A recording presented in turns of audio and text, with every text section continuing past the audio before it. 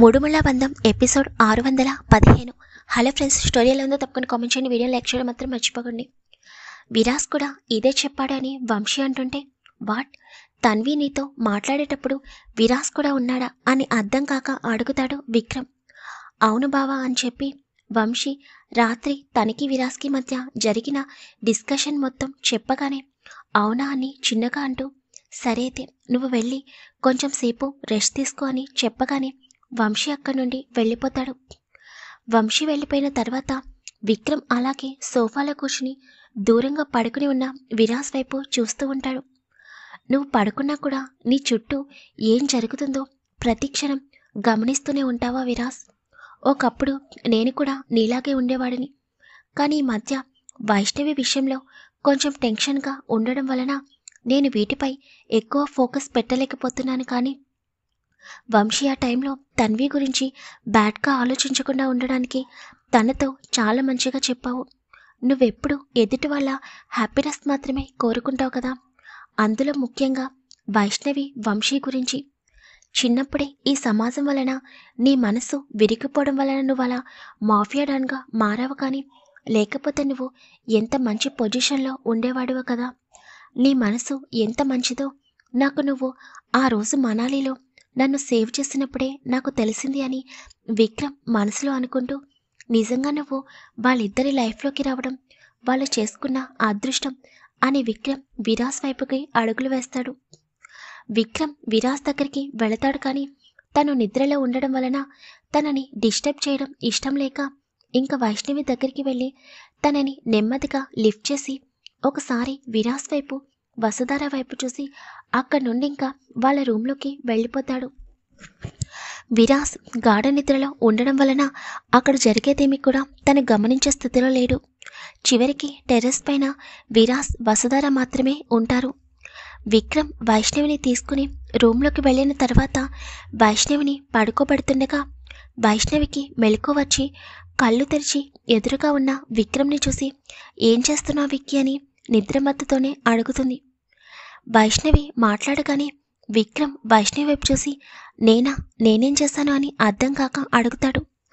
అప్పుడు వైష్ణవికి night terrace పైన పడుకోవడం గుర్తుకొచ్చి వెంటనే బెడ్ పై నుండి లేచి కూర్చుని, ఇదేంటి నేను రూమ్లోకి ఎలా వచ్చాను అని అడుగుతుంటే, ఇప్పుడు నేనే తీసుకొచ్చాను, ఎందుకంత కంగారు పడుతున్నావు వైషు అని విక్రమ్ అనగానే, అవునా, మార్నింగ్ అయిపోయిందా విక్కీ అని వైష్ణవి విక్రమ్ షోల్డర్పై తలవాల్చి కళ్ళు మూసుకుని అడుగుతుంది. అలా ఏమీ లేదు, మార్నింగ్ 5 అవుతుంది అంతే అని చెప్పగానే, అయితే ఇంకొంచెం సేపు పడుకుంటాను విక్కీ అని వైష్ణవి పడుకుంటుంటే, ఎప్పుడు నిద్రైనా వైషు అని కొంచెం గోముగా అంటాడు విక్రమ్.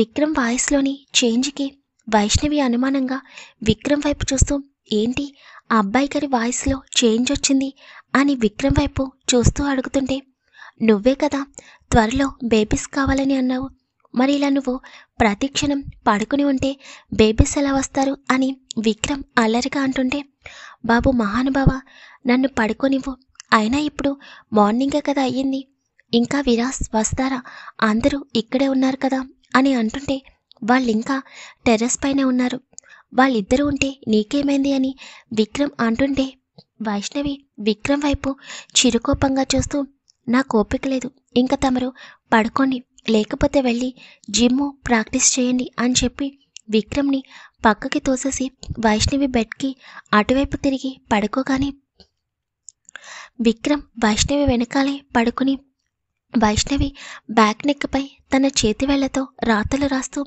వైషు అని గారంగా అంటుంటే, వైష్ణవి తనలో తనే చిన్నగా నవ్వుకుంటూ, విక్కీ డిస్టర్బ్ చేయకు, పడుకోనివ్వు అని అంటుంది.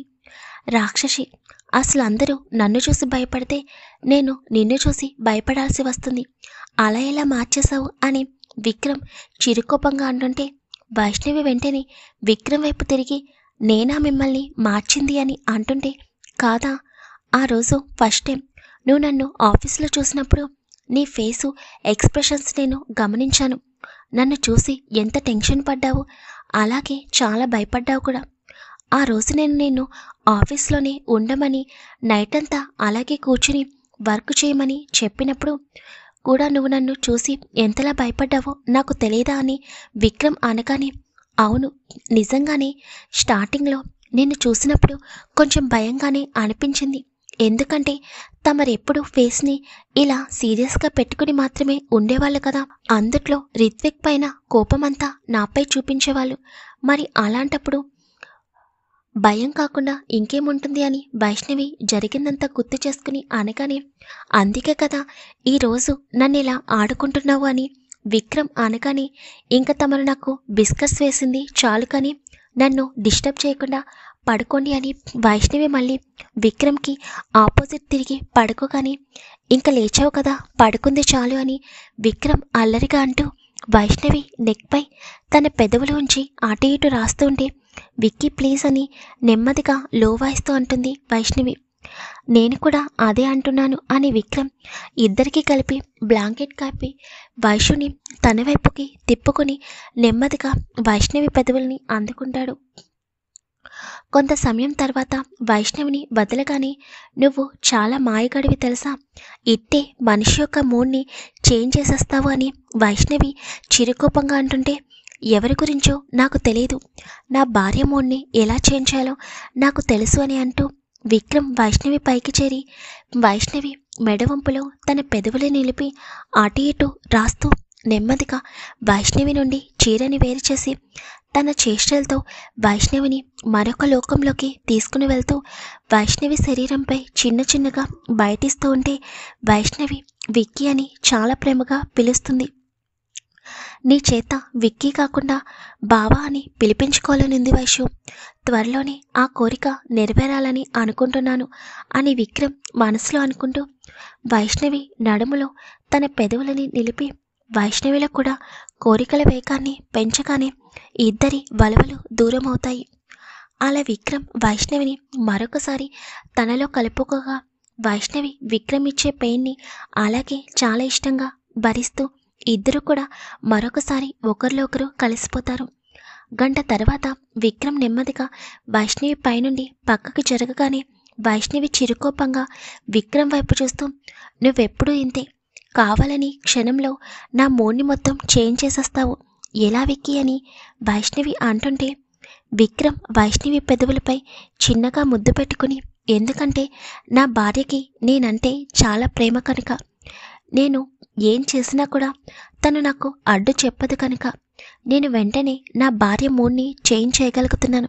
లేకపోతే రాక్షసి అసలు దగ్గరికి రానిస్తుందా నేను ఇష్టం లేకపోతే అని విక్రమ్ అనగానే వైష్ణవి విక్రమ్ చెంపుపై చిన్నగా స్లాప్ ఇచ్చి, నువ్వు నిజంగా మాయలోడివి, నా నిద్ర మొత్తం పాడు చేశావు, ఇప్పుడు చూడు నేను వెళ్ళి ఫ్రెష్ అవ్వాలి అని అంటుండే, పర్వాలేదు కొంచెం సేపు పడుకో అని విక్రమ్ అనగానే, ఏంటి ఇలాగా, ఎవరైనా వచ్చి డోర్ నాక్ చేశారంటే ఇంకా అంతే సంగతులు, తమరికే వెంటనే టవల్ కట్టుకుని ఏదో బాత్ చేస్తున్నట్టు కవరింగ్ ఇచ్చేస్తారు, నేను సారీ కట్టుకోవాలంటే చాలా టైం పడుతుంది, ఇంకా తమరు నా పక్క నుండి లెగిస్తే నేను వెళ్ళి ఫ్రెష్ అయి వస్తాను అని వైష్ణవి అంటుంటే, వైషు ఇంకొంచెం సేపు ఇలాగే పడుకోవచ్చు కదా అని విక్రమ్ అల్లరిగా అంటుంటే వైష్ణవి విక్రమ్ వైపు చిరుకోపంగా చూస్తూ, ముందు నువ్వు నా పక్క నుండి లెగుస్తావా లెగవా అని వైష్ణవి చిన్నగా కసరగానే, రాక్షసి కొంచెం సేపు కూడా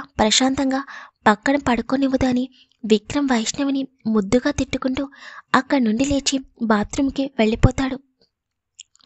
వైష్ణవి చిన్నగా నవ్వుకుని పక్కనే ఉన్న సారీ తీసుకుని కట్టుకుని విక్రమ్ గురించి వెయిట్ చేస్తూ ఉంటుంది తను ఫ్రెష్ అవ్వడానికి. కొంత సమయం తర్వాత విక్రమ్ ఫ్రెష్ అయ్యి వచ్చిన తర్వాత వైష్ణవి కూడా వెళ్ళి ఫ్రెష్ అయ్యి వస్తుంది. అప్పటికే టైం 7 అవుతుంది. విక్కీ మనం 10 o'clockకి కంపెనీకి వెళ్ళాలి కదా, నేను వెళ్ళి విరాస్కి గుర్తు చేస్తాను అని వైష్ణవి టెర్రస్ పైకి వెళ్తుంటే వెంటనే విక్రమ్ వైష్ణవి చేతిని పట్టుకుని ఆపేసి, వైష్ణవ్ వాళ్ళిద్దరికీ కొంచెం ప్రైవసీ ఇద్దాం, విరాస్కి తెలియదా ఏంటి, తనే కిందికి వస్తాడులే, పద ఇద్దరం కలిసి కిచెన్లోకి వెళ్ళి కాఫీ పెట్టుకుందాం, చాలా రోజులైంది అని అనగానే, సరే విక్కీ అని చెప్పి విక్రమ్ వైష్ణవి ఇద్దరు కూడా కిచెన్లోకి వెళ్ళగానే వైష్ణవి విక్రమ్ వైపు చూస్తూ, ఈరోజు కాఫీ నేను పెడతాను విక్కీ అని అంటుంటే, సరే మేడం అని విక్రమ్ చిన్నగా నవ్వుతూ డోర్ దగ్గర నుంచుని వైష్ణవిని చూస్తూ ఉంటాడు. ఇంతలో సావిత్రి గారు విక్రమ్ దగ్గరికి వచ్చి విక్రమ్ అని పిలవగానే విక్రమ్ వెనక్కి తిరిగి సావిత్రి గారి వైపు చూడగానే సావిత్రి గారి ఫేస్లో కనిపిస్తున్న ఎక్స్ప్రెషన్స్కి విక్రమ్కి అర్థం కాక ఏం జరిగింది అత్తయ్య అని అడుగుతాడు.